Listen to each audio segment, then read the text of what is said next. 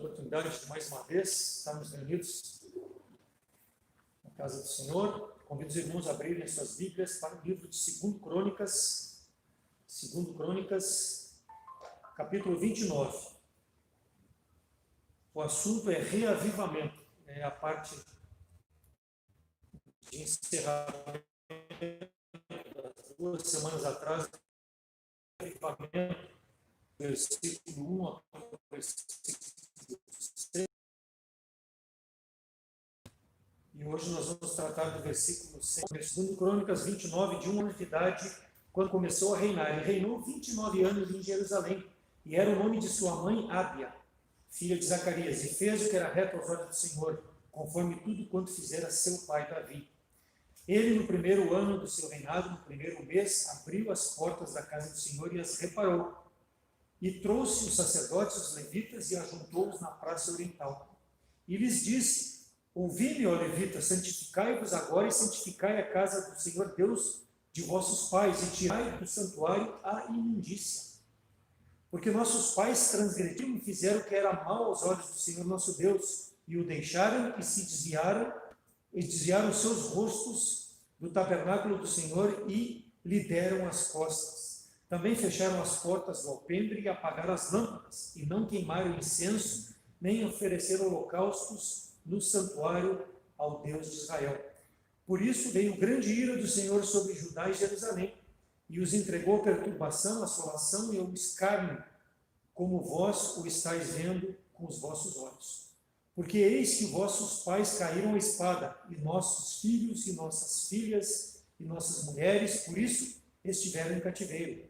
Agora me tem vindo ao coração que façamos uma aliança com o Senhor Deus de Israel, para que se desvie de nós o ardor da sua ira. Agora, filhos meus, não sejais negligentes, pois o Senhor vos tem escolhido para estardes diante dele, para o servirdes, para serdes seus ministros e queimadores de incenso. Vamos orar. Senhor, que a tua palavra possa nos exortar, nos edificar, ó Deus, para que nós possamos buscar ter uma vida dentro da tua vontade, uma vida para honrar e glorificar o teu santo nome. Ajuda-nos a entender os propósitos que tu tem, ó Deus, para o teu povo. Graças te damos pela tua palavra, em nome de Jesus Cristo, nosso Salvador, que é o Amém. Então, reavivamento espiritual. A continuação do assunto. Quando nós estamos com um problema de saúde, ou mesmo que não estejamos com um problema de saúde, periodicamente nós fazemos check-ups. Aqueles que têm condição, que têm um plano de saúde. Eu, quando estava na empresa que eu trabalhava, na Coca-Cola, obrigatoriamente, anualmente, para todo gestor era feito um check-up. Então, quando ia fazer o check-up de saúde lá, o médico solicitava alguns exames, e esses exames te davam uma panorâmica do teu estado físico. Exames que poderiam mostrar a falta de algum tipo de vitamina, se o sangue estava bem equilibrado, triglicerídeos, problema de gordura e tudo aquilo que poderia prejudicar o teu trabalho, o teu funcionamento com a tua carga de força para realizar as suas atividades. Assim é com a Igreja de Cristo, assim é com todos nós crentes em Cristo Jesus que fazemos parte da igreja local. A igreja, ela constantemente precisa ser revitalizada. E para isso a palavra de Deus precisa ser pregada, a palavra de Deus precisa fazer morada nos nossos corações e fazer as transformações. Nós não podemos nos acomodar. Por isso que há necessidade de reavivamento. E só a palavra do Senhor traz o reavivamento pelo Espírito de Deus.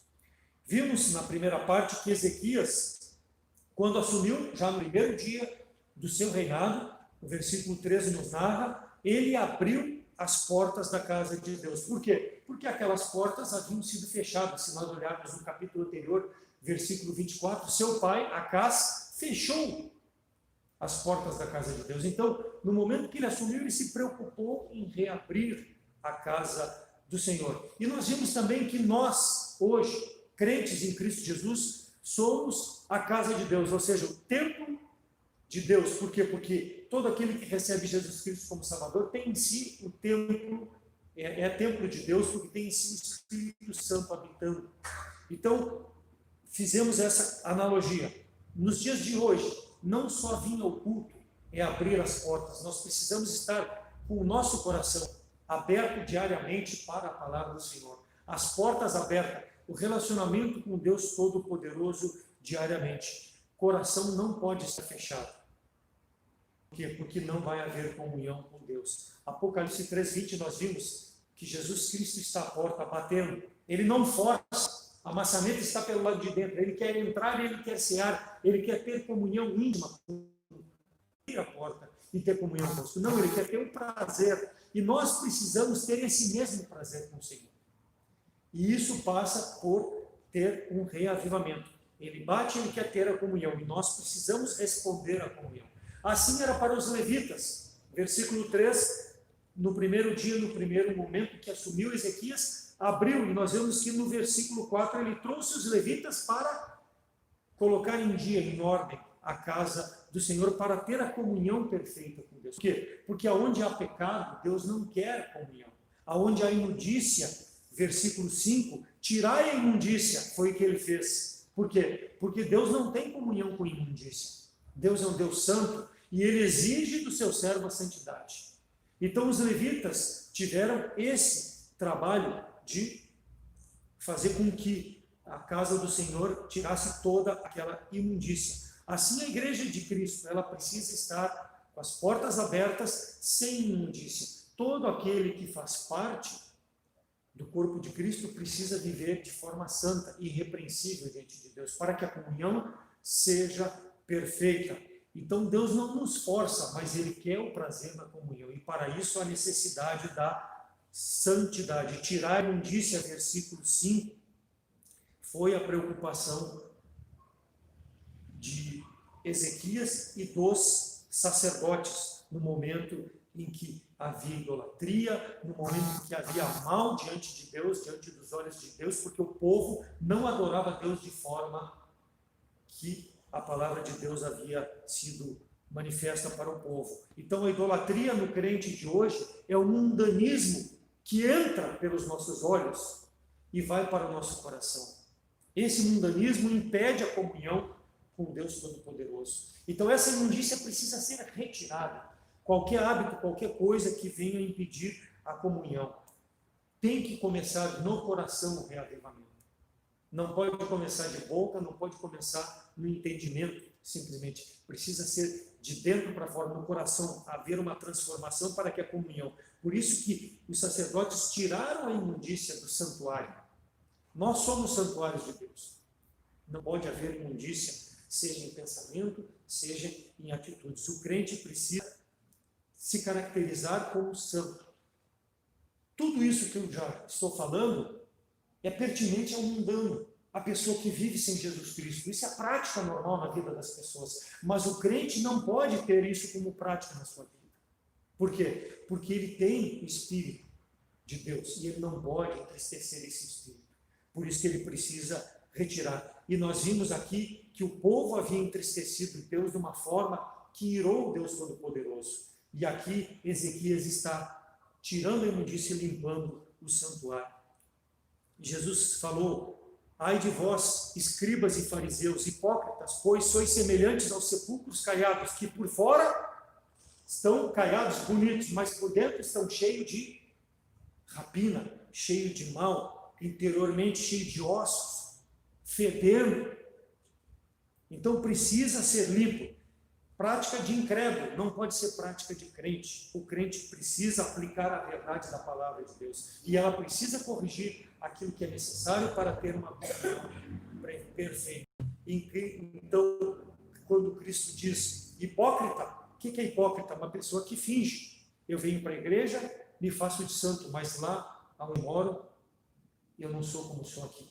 Isso é hipocrisia, fingimento, cheio de imundícia. Cheio de coisa que não agrada a Deus, mas diante dos irmãos, diante da igreja, eu sou um sepulcro caiado, bonito, me apresento de forma bonita. Mas Deus não quer isso, Deus quer uma pessoa única, aqui uma pessoa única na igreja. A irmã falou naquele dia, no dia do pastor, e eu guardei, que graças a Deus que eu tenho um pastor em casa, né, que também é meu marido. A irmã Tati falou isso. E ela deu a entender que esse marido e esse pastor é o mesmo lá e o mesmo aqui na igreja. Porque não adianta ser uma coisa aqui atrás do púlpito e em casa ser uma coisa diferente. Então é isso que Deus deseja, uma pessoa única, não hipócrita, porque diz uma coisa e faz outra. Cuida mal dos filhos, não cuida bem da esposa, não vê as necessidades da casa. Isso é hipocrisia. E aqui na frente se diz uma coisa. Não, ela deu um exemplo, e eu estou trazendo esse exemplo porque é isso que Deus quer do crente. Um comportamento único aonde ele estiver, diante de qual seja a circunstância. Quando Cristo chegou próximo a Marta e a Maria, lá quando Lázaro havia morrido, né, e ele foi junto ao sepulcro e disse: tirai a pedra. E aí quando ele disse para tirar a pedra, Marta falou: mas Senhor, já é de 4 dias, cheira mal, está fedendo. Jesus disse: não, se tu creres, tu vai fazer o que eu estou dizendo. Cheira mal. O hipócrita é assim. O crente que tem uma atitude diante dos irmãos e tem uma atitude fora, ele é assim, ele cheira mal. Cheira mal porque não tem um comportamento que agrada a Deus. Deus, por mais que ele queira dizer que está em comunhão, não está em comunhão com ele. Porque Deus não se agrada desse tipo de comportamento. A igreja tem que estar com as portas abertas, e quando nós chegamos, nós temos que estar preparados para receber a palavra de Deus e, a partir da palavra de Deus, abandonar os pecados que impedem uma comunhão perfeita com Deus. Tirar a imundície foi o que fizeram os sacerdotes a pedido do rei Ezequias. Então, não tenhamos atitudes que não são condizentes com a vida cristã. Nós não podemos enganar a Deus. Podemos até nos enganar, né? Mas não podemos enganar a Deus. E dando prosseguimento aqui, dos versículos 6 ao versículo 11, mas nós vamos ficar mais no versículo 6 e no versículo 7, por que a necessidade de reavivamento? O que acontecia com o povo? Por que precisava? Versículo 6 diz ali: porque nossos pais transgrediram e fizeram que era mal aos olhos do Senhor Deus, e o deixaram, e desviaram seus rostos do tabernáculo do Senhor, e lhe deram as costas. Viraram as costas. Por isso que precisava de reavivamento. Virar as costas. Quando a palavra é pregada, mas ela não é para mim, eu viro as costas para Deus. Eu estou em pecado, mas não quero confessar meu pecado. Foi o que aconteceu com o povo de Israel. Fizeram tanto mal, que o tabernáculo ficou abandonado, ficou fechado. Por quê? Porque o profeta pregando, o profeta exortando, não fazia mais efeito na vida das pessoas, porque as pessoas do povo de Israel, assim como o crente de hoje, vira as costas para Deus, ele fica insensível à palavra de Deus, ele até vem na igreja, ele até ouve a mensagem, mas ele sai como entrou, não fez efeito, porque ele está com as costas viradas para Deus.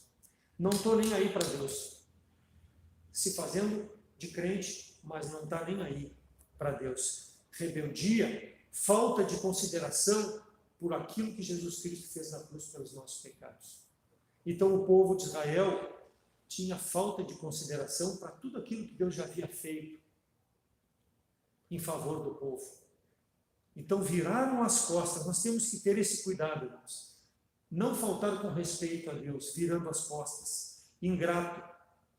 Ser ingrato é uma das coisas que mais me dói. Muitas palavras que a gente ouve de ingratidão dói mais do que um murro, muitas vezes, recebido. Por quê? Porque a gente faz o melhor e recebe em troca ingratidão. E nós procedemos assim com Deus. Deus nos dá, Deus nos abençoa, mas nós nunca estamos satisfeitos.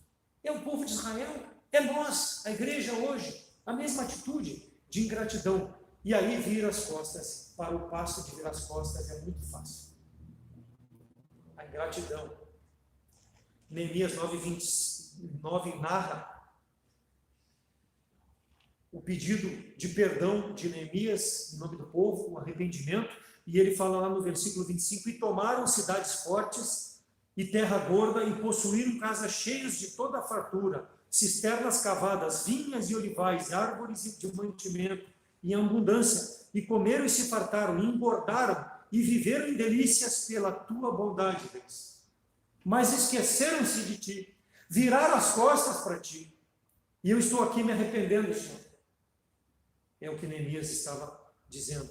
Não podemos esquecer de Deus, porque nós só lembramos quando estamos na prosperidade, que Deus é bom. Quando a coisa aperta, nós esquecemos de Deus, viramos as costas.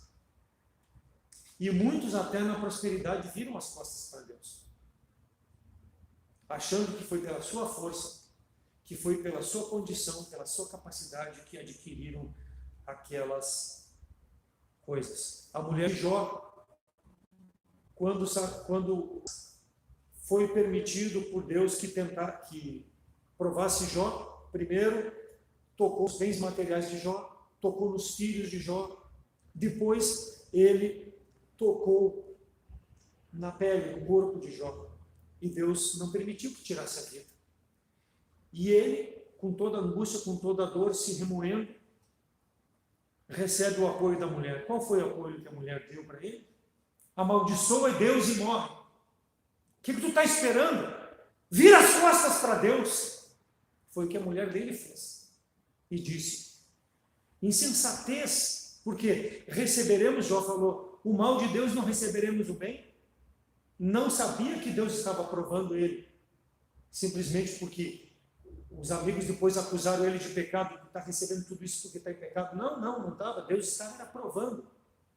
E nós sabemos que ele foi aprovado. Não virou as costas, mas a atitude da mulher foi vir as costas para Deus. Então, muitas vezes, quando chega o problema, quando estamos na abastança, fica tudo fácil. Louvar a Deus, adorar a Deus, mas quando aperta o calo, vira as costas. Porque esse Deus não me serve mais. Foi assim que aconteceu com o povo de Israel. E muitas vezes nós temos que ter cuidado para que não aconteça conosco. Por isso que a necessidade do reavivamento, a necessidade constante na meditação da palavra de Deus, para que o pecado não endureça o nosso coração ao ponto de nós sermos insensatos, como foi a mulher de Jó, como foi o povo de Israel. Amaldiçoa Deus e morre. Virar as costas. Neemias 9:26, porém se obstinaram e se revoltaram contra ti, lançaram a tua lei para trás das suas costas, e mataram os teus profetas que protestaram contra eles, para que fossem para ti. Assim fizeram grandes abominações. Continua Neemias.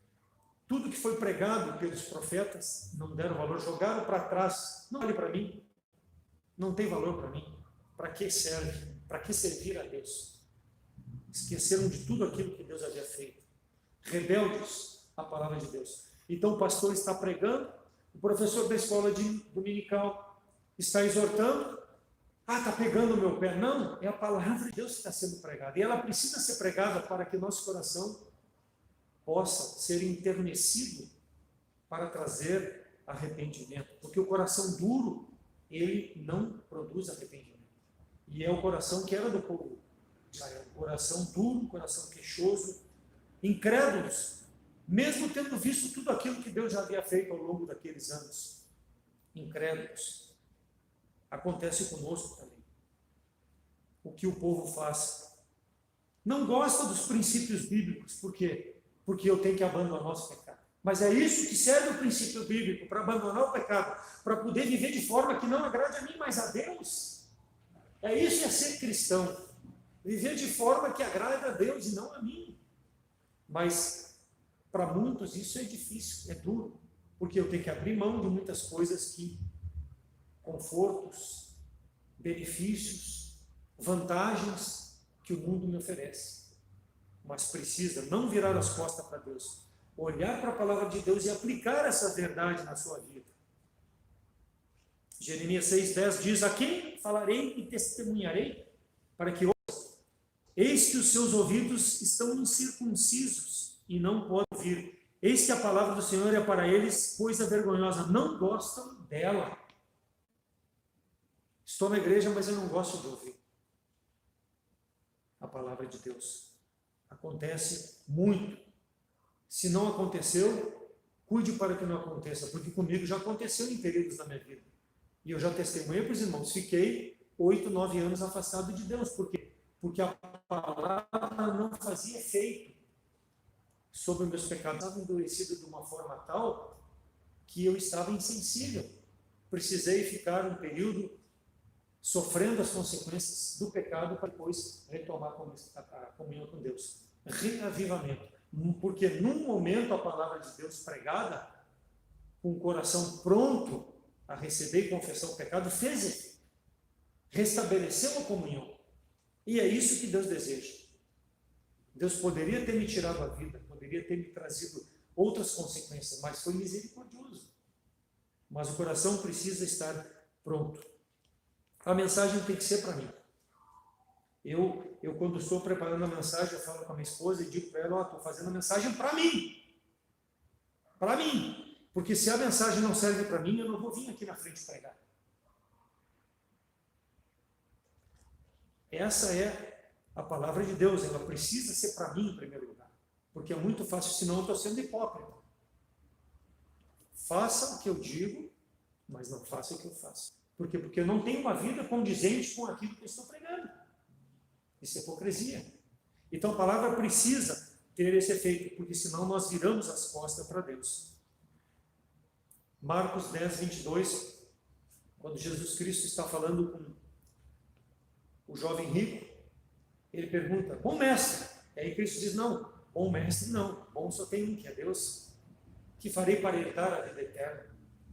Aí Cristo começa a conversar com ele, fala sobre os mandamentos, não adulterarás, não matarás, né? E ele diz, não, tudo isso eu tenho feito.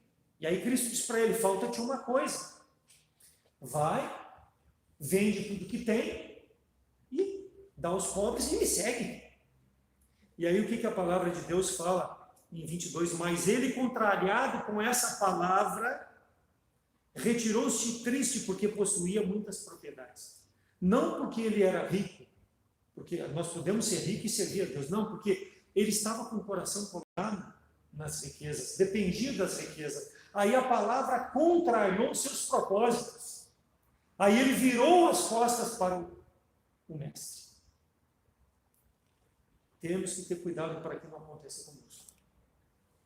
Não podemos deixar com que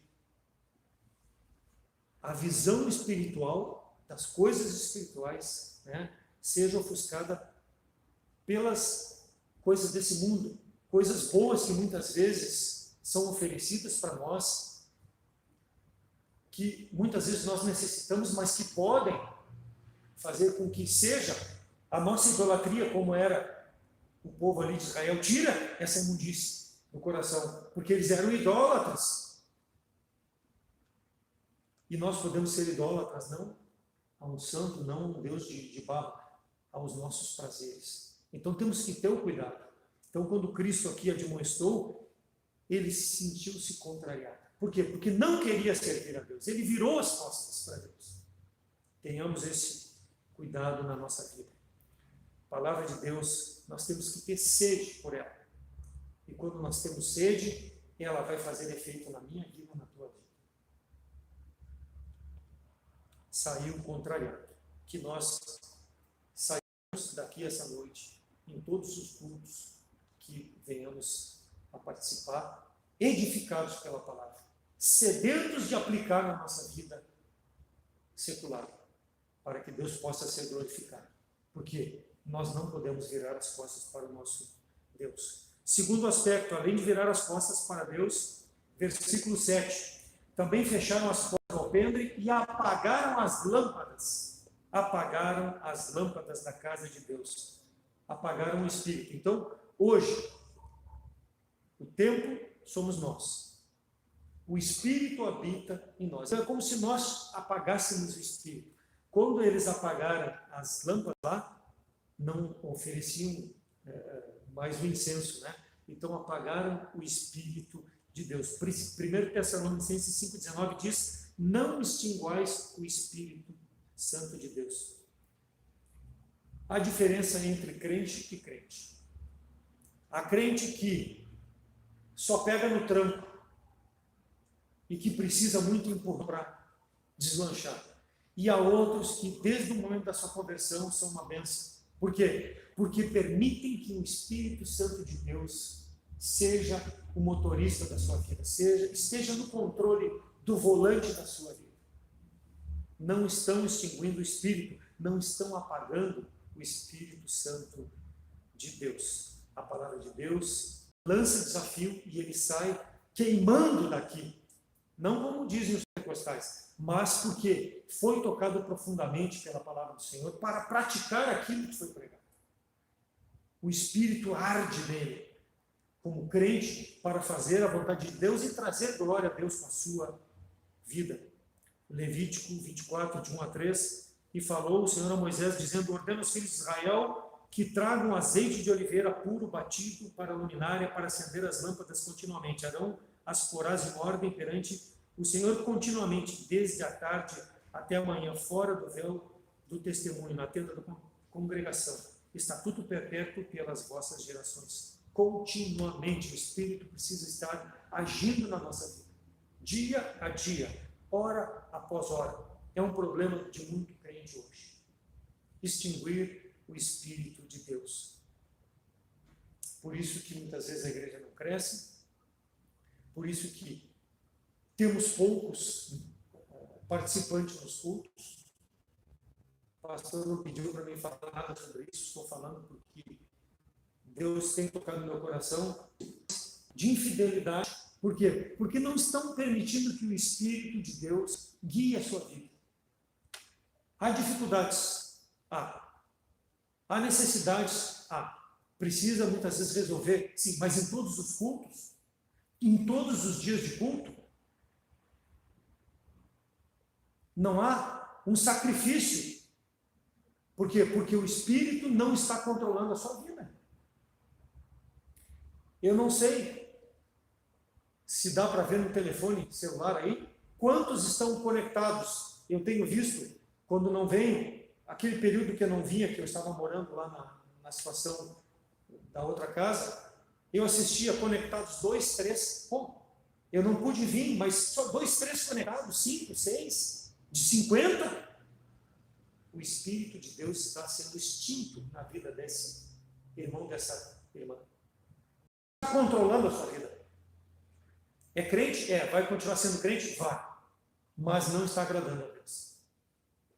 Por quê? Não está fazendo o sacrifício necessário que agrade a Deus. Porque a vida cristã é sacrifício. A vida cristã é abnegação.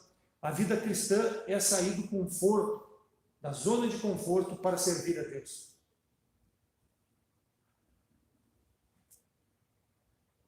Me perdoem os que são fiéis. Vale para mim em primeiro lugar. Quando o Espírito Santo integralmente age na nossa vida, sem restrições, nós somos uma bênção. Porque o Espírito é dado integralmente para o crente, mas alguns crentes não têm esse Espírito funcionando integralmente em sua vida. Porque nós sabemos que quando cremos em Jesus Cristo como Salvador, ali nós somos batizados com o Espírito Santo de Deus. Ali nós recebemos o Espírito Santo de Deus, de forma integral. Agora, por que ele, na minha vida como crente, não está integral? Por quê? Porque eu faço as restrições. Deus, quando nos deu o Espírito dele, para que nós pudéssemos andar nesse mundo, senão ele teria nos levado já para a eternidade, para fazer a sua vontade, ele nos deu de forma integral. Nós é que restringimos o Espírito de Deus. Nós é que fechamos a porta, como fez Acás, para extinguir, para deixar num canto jogado lá, para não agir na minha vida, na tua vida. Recebemos integralmente, por que não trabalha integralmente na minha, na tua vida?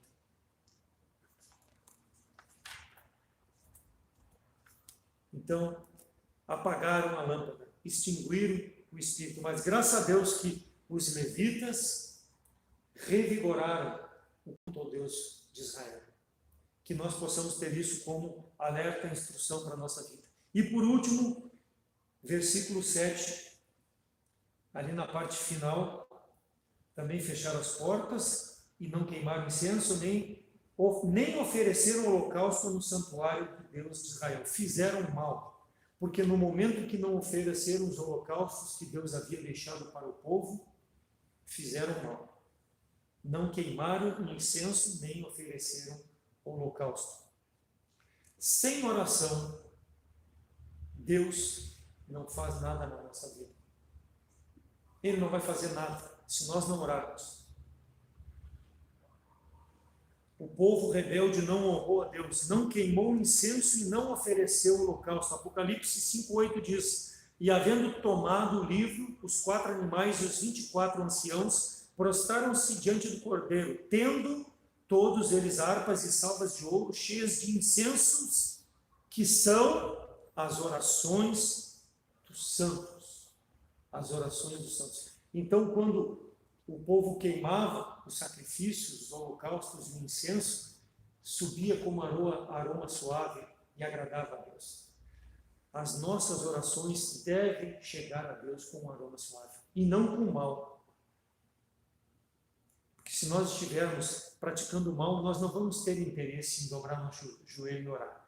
Por quê? Para orar e Deus ouvir, nós precisamos estar com o nosso coração íntegro. E para isso, se tem pecado, precisa ser confessado. Então, precisa ser confessado e abandonado. Então, quando nós estamos no mal, nós não queremos confessar. Nós não queremos abandonar. Por quê? Porque isto está trazendo um prazer momentâneo para o crente.